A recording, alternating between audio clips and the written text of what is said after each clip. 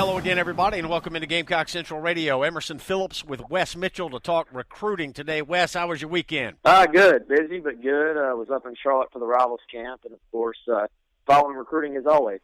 Right. We got some news coming out of the Charlotte Rivals camp. A Gamecock prospect or a player that the Gamecocks are very much interested in is wide receiver OrTre Smith out of Wando, and he had a big weekend at this Rivals camp in Charlotte. Wes, tell us about it.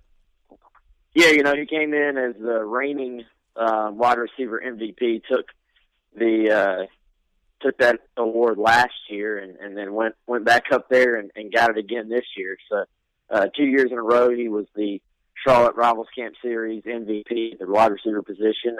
And, Rivals has him right now as the top prospect in the state of South Carolina for the class of 2017. I think he's number 10 wide receiver in the country, and just showed why that was. He's a big kid, about 6'3" or so. He's thick. He's probably up 210, 220 pounds, something like that. So really just a tough cover for defensive backs. He's almost always going to have the size advantage over cornerbacks he faces, and really, really a tough cover in that setting, and a guy that's receiving recruiting interest from really all over. Right, OrTre Smith out of Wando, 6'3", 206. And Wes, I'm reluctant to compare him to Alshon Jeffrey, but he's kind of physically in that same mold. Do you think that's fair to say? Yeah, physically. I think the thing about Alshon that just made him so special was, at the college level, he was a guy that just was really, really good at sort of naturally using that size to sort of body opponents and almost box him out. He used his basketball skills very, very well.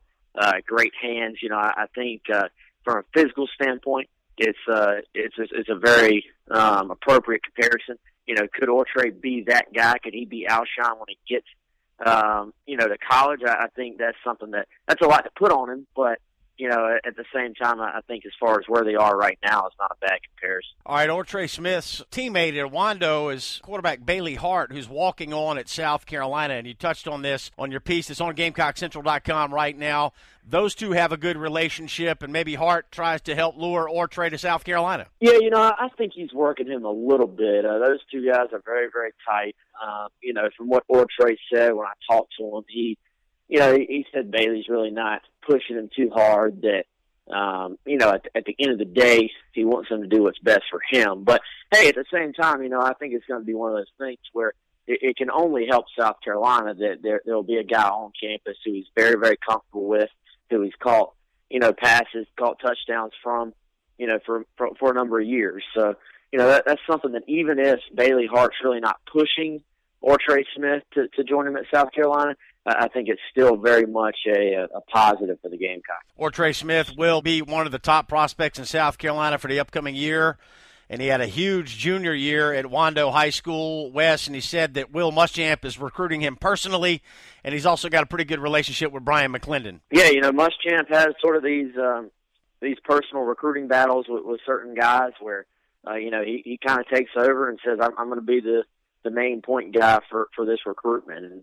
I think that goes a long way with a prospect to hear, that you're such a priority that the head coach is sort of handling the main points of your recruitment. Obviously, the other coaches are involved as well, but, for that to happen, I think says a lot about how much of a priority OrTre Smith is for South Carolina. We've seen South Carolina make the state of South Carolina top priority.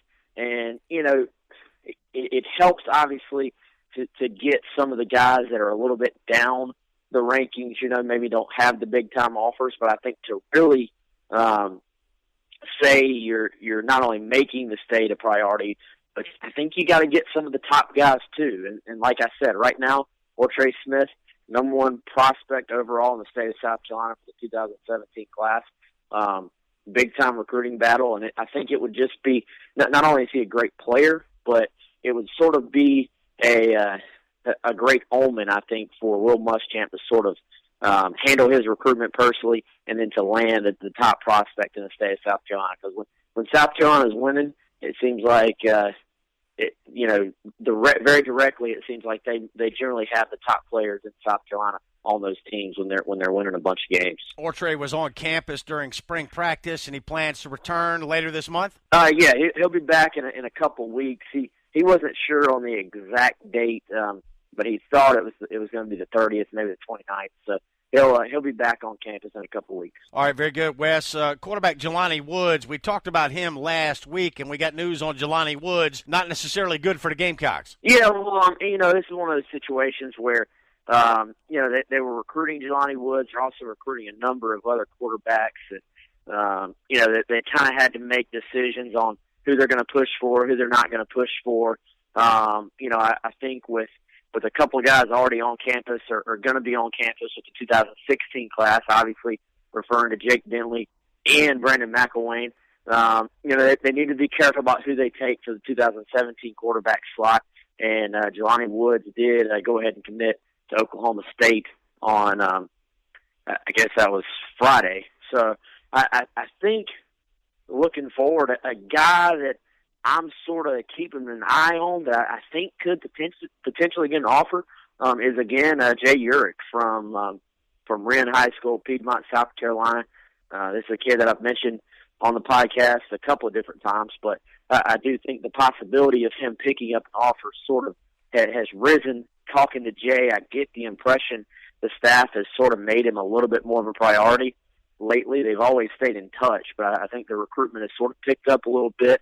Kid I'm very, very high on. I don't really understand why he doesn't have more offers than he does right now. I think with the spring evaluation period coming up, I think that could change. I think Boston College is another school that's probably going to hop in. Duke, which, interestingly enough, Kurt Roper, the Carolina quarterback's coach, his brother is actually recruiting Jay Urich for Duke. So, those guys, both Ropers, I believe, are very high on Jay Urich. So he's a guy, South Carolina has some other quarterback offers out there, but, I could potentially see them ultimately end up moving on the in-state kid.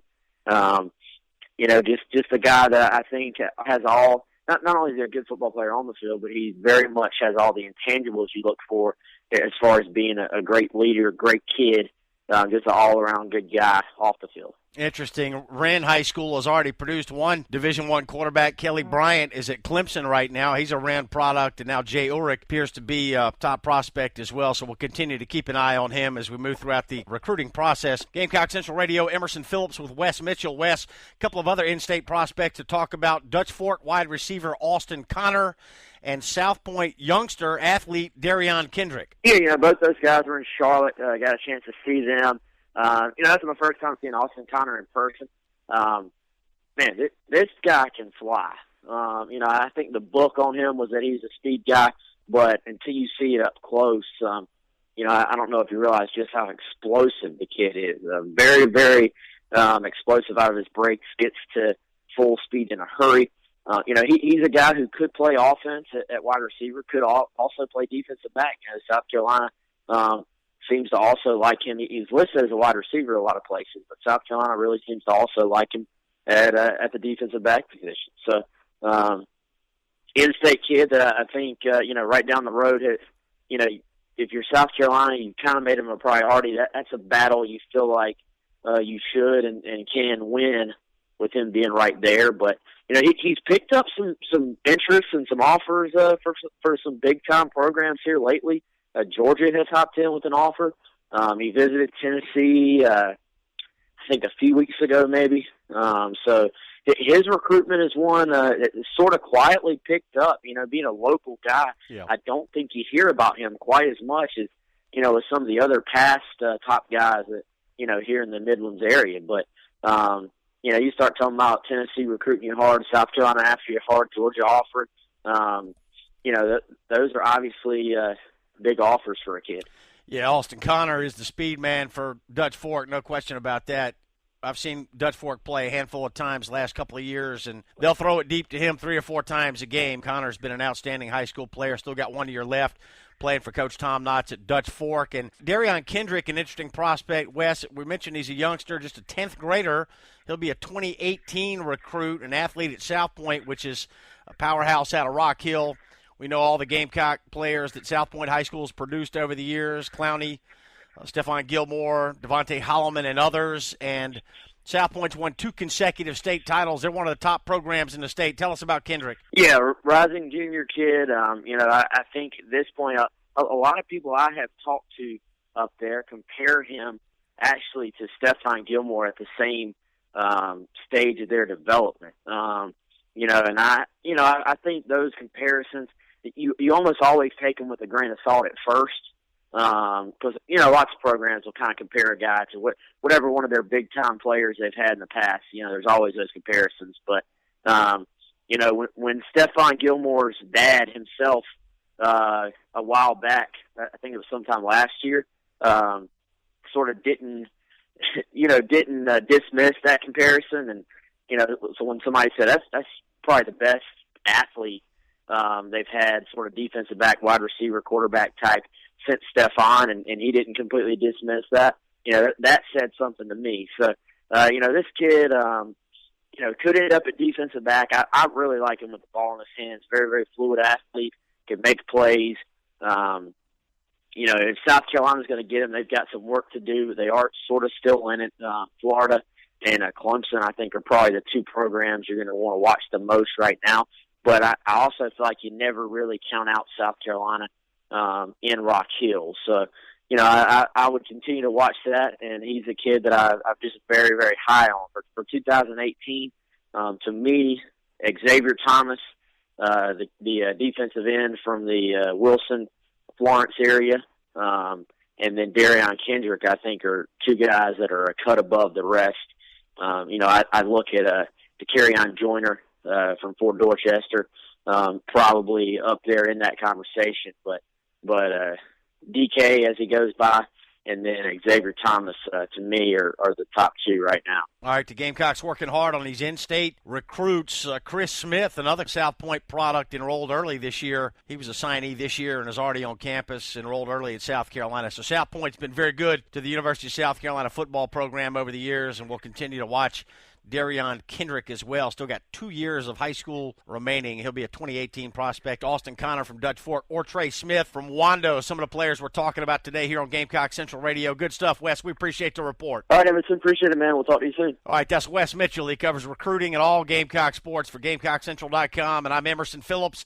And this is Gamecock Central Radio. Thanks for being with us.